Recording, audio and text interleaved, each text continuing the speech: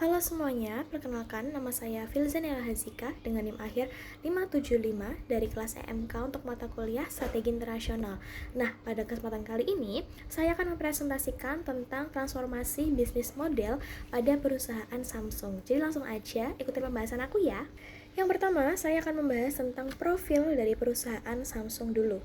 Jadi, Samsung Electronics itu merupakan salah satu perusahaan teknologi terbesar di dunia yang berasal dari Korea Selatan. Nah, Samsung Electronics ini itu menjadi perusahaan inti dari Samsung Group dan saat ini itu memiliki dua pilar bisnis utama, yaitu Device Experience atau DX yang mencakup smartphone, televisi, dan peralatan elektronik rumah tangga seperti Device Solution ataupun DS yang berfokus pada bisnis semikonduktor seperti chip, memori, dan foundry. Nah, perjalanan Samsung ini dimulai pada tahun 1983 sebagai perusahaan perdagangan kecil yang didirikan oleh Lee Byung-chul.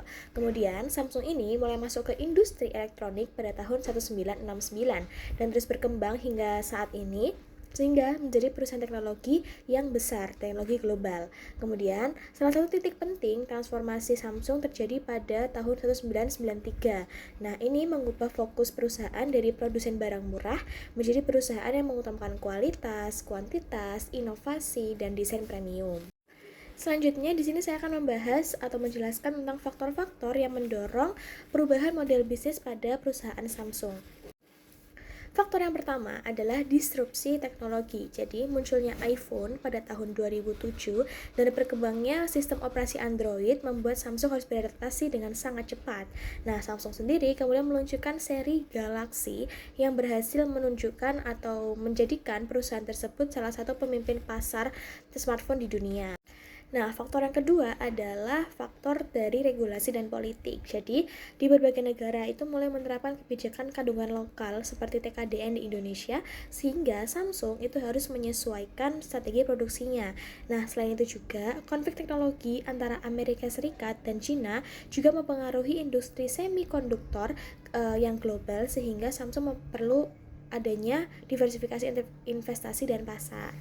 Kemudian faktor yang ketiga adalah perubahan perilaku konsumen. Jadi saat ini konsumen tidak lagi hanya membeli satu perangkat, tetapi mereka menginginkan pengalaman yang terhubung antara smartphone, tablet, laptop, smartwatch, hingga televisi.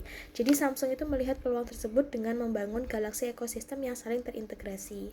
Kemudian faktor yang terakhir adalah tekanan kompetitif. Jadi Samsung itu menghadapi persaingan yang sangat ketat dari perusahaan-perusahaan Cina seperti Xiaomi, Oppo, Vivo, serta persaingan di sektor semikonduktor dengan TSMC yang menjadi pemimpin pasar foundry di global. Nah, jika kita melihat model bisnis lama, Samsung ini berfokus pada penjualan perangkat keras atau hardware. Nah, nilai utama yang ditawarkan adalah produk elektronik yang berkualitas tinggi dan dengan harga yang kompetitif. Nah, hubungan dengan pelanggan yang bersifat transaksional artinya hubungan itu berakhir setelah pembelian produk atau layanan purna jual selesai. Jadi, sumber pendapatan utama itu berasal dari penjualan unit perangkat elektronik, namun seiring meningkatnya persaingan dan menurunnya diferensiasi hardware, Samsung mulai melakukan transformasi model bisnis. Pada model bisnis baru, Samsung tidak lagi hanya menjual perangkat, tetapi mereka juga membangun ekosistem yang saling terhubung. Produk seperti smartphone, tablet, smartwatch, laptop, hingga televisi itu dirancang untuk memberikan pengalaman yang terintegrasi kepada pengguna. Kemudian, Samsung juga mengembangkan layanan berbasis software dan AI seperti One UI, SmartThings, dan Galaxy AI. Di sisi lain, Samsung memperkuat bisnis semikonduktornya dengan investasi besar dalam penelitian dan pengembangan teknologi chip yang canggih. Nah, pendapatan perusahaan ini bisa lebih beragam karena tidak hanya berasal dari penjualan smartphone, tetapi juga dari bisnis chip tadi, layanan digital, dan lisensi teknologinya yang ada di Samsung. Nah, selanjutnya, Indonesia itu kan merupakan salah satu pasar strategi Samsung di kawasan Asia Tenggara. Untuk memenuhi kebijakan TKDN tadi, Samsung membangun fasilitas manufaktur di Cikarang, Jawa Barat. Kehadiran pabrik ini tidak hanya bertujuan untuk memenuhi regulasi pemerintah Indonesia, tetapi juga menjadi bagian dari strategi rantai pasok regional Samsung. Pabrik tersebut telah memproduksi jutaan smartphone dan memberikan kontribusi terhadap penciptaan lapangan kerja di Indonesia. Dalam strategi pemasaran, Samsung menerapkan segmentasi yang jelas untuk masyarakat. Jadi, untuk pasar premium, Samsung itu menawarkan seri Galaxy S, Galaxy Z Fold maupun Flip. Sedangkan untuk pasar menengah, Samsung menghadirkan Galaxy A yang lebih terjangkau namun memiliki fitur yang tetap kompetitif dibandingkan fitur-fitur yang lain atau seri-seri yang lain. Nah, strategi ini membuat Samsung mampu mempertahankan posisinya sebagai salah satu pemimpin pasar smartphone di Indonesia. Selanjutnya, transformasi model bisnis Samsung ini memberikan dampak yang baik ya bagi finansial maupun non finansial. Dari segi finansial, Samsung ini berhasil mencatat peningkatan pendapatan dan laba yang signifikan, terutama karena pertumbuhan bisnis semikonduktor dan chip AI tadi itu ada di tahun 2026. Sebagian besar laba perusahaan yang berasal dari divisi chip dibandingkan smartphone. Dari sisi non finansial, Samsung berhasil membangun citra sebagai perusahaan inovatif yang menjadi pemimpin teknologi global. Loyalitas pelanggan juga meningkat karena konsumen cenderung tetap menggunakan produk Samsung yang saling terhubung dalam satu ekosistem kayak tadi.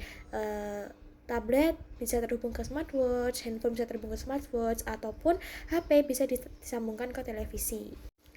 Meskipun demikian, Samsung tetap menghadapi tantangan yang berupa ada risiko geopolitik, persaingan global yang semakin ketat, dan kebutuhan investasi yang sangat besar untuk pengembangan teknologi di masa depan. Jadi, sebagai kesimpulannya adalah Samsung merupakan contoh perusahaan yang berhasil melakukan transformasi model bisnis secara efektif. Nah, perusahaan ini mampu beradaptasi dengan perubahan teknologi, regulasi, dan perilaku konsumen yang mengubah fokus bisnisnya dari sekedar penjualan hardware menjadi pengembangan ekosistem digital dan bisnis semikonduktor berteknologi tinggi. Bagi calon profesional maupun entrepreneur, terdapat beberapa pelajaran penting yang bisa diambil. Jadi, adanya pentingnya inovasi, keberanian menghadapi perubahan, kemampuan membaca peluang pasar, serta konsistensi dalam meningkatkan kualitas produk dan layanan. Dengan terus adanya adaptasi dan inovasi, sebuah perusahaan itu dapat bertahan bahkan dapat menjadi pemimpin di tengah persaingan global yang sangat dinamis. Oke, mungkin cukup itu aja yang bisa aku sampaikan mengenai transformasi bisnis model pada perusahaan Samsung. Semoga yang aku sampaikan bisa bermanfaat dan bisa menjadi pembelajaran bagi kalian semua. Thank you semuanya, bye-bye.